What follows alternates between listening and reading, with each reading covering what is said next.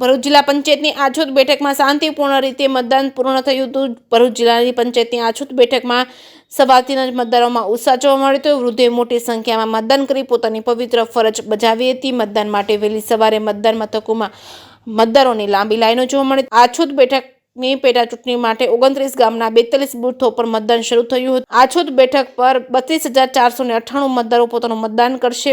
ધારાસભ્ય કેડી સ્વામીએ નારિયેળ ગામે મતદાન કર્યું હતું। મતદારોને વધુમાં વધુ મતદાન કરવા અપીલ કરી હતી। જોકે બપોરે 1 વાગ્યા સુધીમાં ભરૂચ જિલ્લાની પંચાયતની આછોદ બેઠક પર માત્ર 29 પોઈન્ટ મતદારોને વધુમાં વધુ મતદાન કરવા અપીલ કરી હતી। શાંતિપૂર્ણ માહોલમાં મતદાન કર્યું હતું। જેકેએસની ગુજરાતી સાથે કેતન મહેતા, ભરૂચ।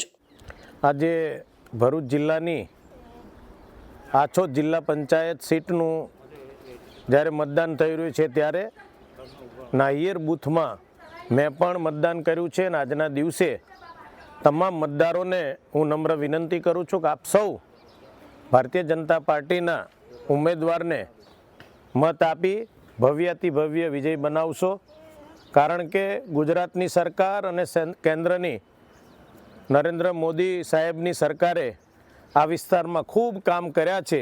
અને કામોને લઈ આજે ભારતીય જનતા પાર્ટીના ઉમેદવાર જ્યારે જીતવા જઈ રહ્યા છે ત્યારે દરેક મતદારોને હું નમ્ર અપીલ કરું છું કે બૂથ પર જઈ આપનો કિંમતી મત ભારતીય જનતા પાર્ટીના ઉમેદવારને મત અપાવી વિજય બનાવશો એવી આપ સૌ મતદારોને હું આગ્રહભરી અપીલ કરું છું।